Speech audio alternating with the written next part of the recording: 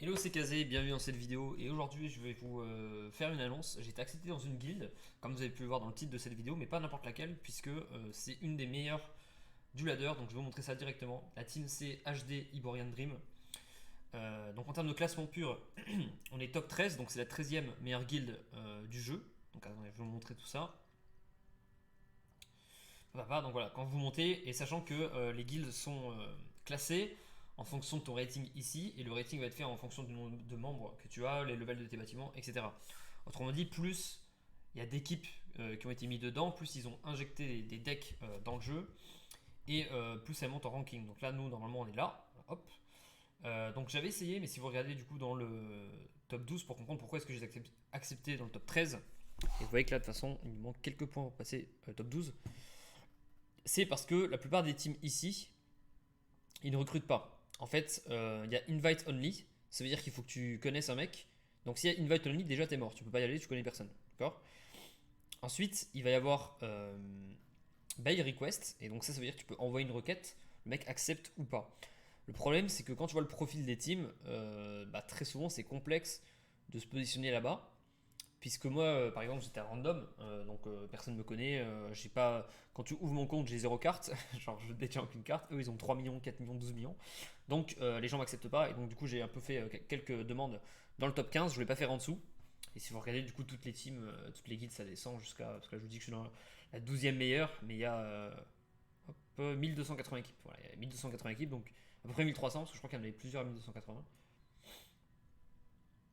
Ouais, voilà. Donc, je pense qu'on a 1300 équipes à peu près.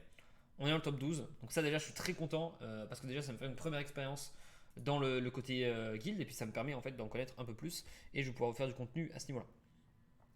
Donc déjà pour ceux qui se demandent comment ça fonctionne une guild, je vais vous montrer ici directement puisque j'y ai eu accès. Donc bon ça dépend des guilds mais très souvent il y a un Discord aujourd'hui. Donc ça je vais pas vous le montrer par contre parce que c'est perso. Dans le Discord en gros il y a des règles, qu'est-ce qu'il faut respecter, combien de decks il faut donner à la guilde, etc. Euh, Qu'est-ce qu'on veut faire dans la team, est-ce qu'on veut recruter d'autres membres, est-ce qu'on a des talents particuliers, etc. Enfin, c'est vraiment super bien foutu, franchement. Les gens sont trop déter et c'est ce que j'aime dans ce genre de jeu, c'est que tu vas tomber avec des mecs qui gratuitement vont vraiment tryhard énormément et ça c'est super respectable. Vous pouvez voir ici les membres de la team.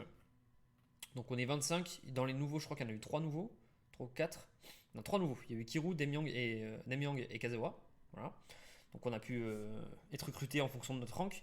Et vous voyez que par exemple là, fin de saison, j'ai fini mettre 3800, non 3900 de classement.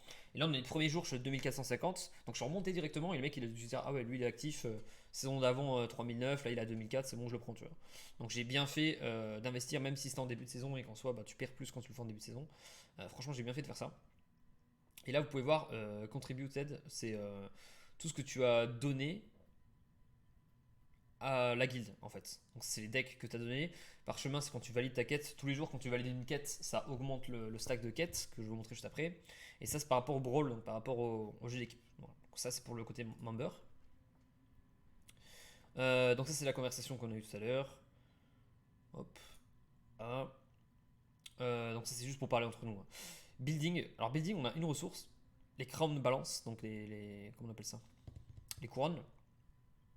Et en fait, les couronnes, ça nous permet d'acheter des packs pour avoir des cartes de brawl. Donc je vais vous expliquer tout ça, vous inquiétez pas.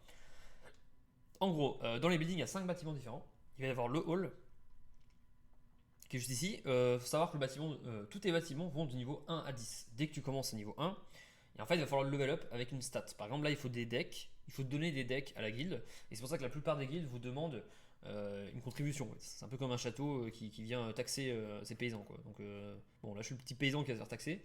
Donc, il me demande une contribution et ça dépend du rank et de l'équipe. De la guilde en question, parce que la plupart des guildes, ils ont 4, 5, 6 guildes. Et moi, je suis dans la meilleure guilde de Iborian, typiquement. Et donc, dans cette guilde-là, je crois qu'il faut que je donne 500 ou 700 decks par semaine, un truc comme ça. Donc, c'est quand même assez élevé. Après, vous allez voir que au final, ça va être rentable pour moi. Donc ça, c'est toutes les équipes. Voilà, donc tout ce que les gens ont donné. Hop, pour le hall. Ah oui, pardon, je ne vous ai pas expliqué. Donc le hall, ça permet d'avoir des building cap. Donc ça, c'est pour le level de tes bâtiments. En gros, là, vu que le hall n'est pas level 9, mes bâtiments vont être lock niveau 8. Si je veux passer des bâtiments niveau 9, il faut absolument que mon hall soit niveau 9. Et ton hall, plus il est level up, plus tu peux inviter de membres dans ton équipe. Donc par exemple, on est 25 et je crois que level 10 c'est 30. Ok, ensuite le lodge. Donc ça c'est tu gagnes des decks bonus. Donc quand tu vas faire des parties, là maintenant quand je vais faire des games, je vais gagner 9% de decks supplémentaires à toutes mes games, absolument toutes. Parce que notre lodge est level 7. Et quand elle monte, je crois que tu montes à 15 ou 20%, je sais plus, c'était à voir, je crois que c'est 15. Shop discount, donc ça pareil, quand je vais louer ou acheter des unités, maintenant elle me coûte 5% moins cher. Donc voilà, déjà je gagne plus 9 ici et je suis à moins 5 ici. Donc la plus-value peut être intéressante selon les lots auxquels tu joues. Donc ça c'est super intéressant. Et ça vous voyez Quest, pour level up ce bâtiment là, il faut valider les quêtes. Donc il va y avoir beaucoup de membres dans ton équipe qui jouent tous les jours pour pouvoir stacker les quêtes et augmenter ta lodge le maximum. C'est pour ça que la plupart des équipes te demandent d'être constant et de jouer beaucoup, de jouer tous les jours. Parce que si tu joues une fois tous les 6 jours, tu stackes pas assez vite tes quêtes et donc tu stackes pas la lodge et ça fait chier. Donc tant que la lodge n'est pas level 10, très souvent les équipes ils vont vérifier si tu joues souvent au jeu et si tu ne joues pas souvent tu vas te faire virer. En tout cas à très très haut niveau, à bas niveau je pense qu'ils font pas forcément ça. Ici pour l'arène, donc l'arène c'est le côté justement pour faire des matchs.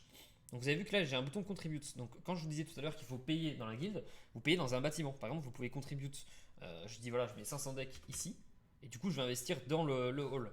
Et très souvent il y a une stratégie dans le Discord, il va y avoir écrit on va mettre le hall niveau 9, puis l'arène à niveau 8, puis la baraque niveau 8. Donc vous n'avez même pas à penser, c'est juste vous arrivez, vous regardez c'est quoi la stratégie, ok on fait ça et vous faites ça. Donc voilà je peux investir soit là soit là. Et ça c'est pour pouvoir host les battles des brawls. Donc je vais vous expliquer après le brawls ce que c'est. Là pareil, hein, vous avez tout ce que les gens ont investi, donc du coup les gens peuvent directement voir qui investit et quand. Donc ça c'est super stylé. Pour les baraques, c'est pour pouvoir train des capacités spéciales. Vous voyez qu'on est niveau 4, on a 4 capacités. Les capacités, c'est quand tu hostes un tournoi, une grosse compète, et ben, tu vas avoir une capacité supplémentaire pour pouvoir jouer le match. Donc ça peut être assez intéressant. Voilà, par exemple, tu peux dire, je sélectionne une carte que mon adversaire n'a pas le droit de jouer. Euh, voilà, j'ai plus un mana pour tous les membres de ma team, etc. Enfin bref, vous avez des petits bonus comme ça que vous pouvez avoir quand vous jouez à domicile. Donc c'est intéressant parce qu'en fait toute la guilde est basée sur le fait, y a deux gros bonus en gros quand vous avez une guilde. C'est numéro 1, vous avez des bonus en termes de ressources puisque vous gagnez plus et vous perdez moins quand vous louez. Et numéro 2, vous pouvez avoir accès au brawl en fait. Et Store c'est le dernier bâtiment. Donc ça c'est pour nous, on a des bonus pour les mérites qu'on va gagner. Les mérites c'est pour pouvoir nous permettre d'acheter des unités de brawl justement.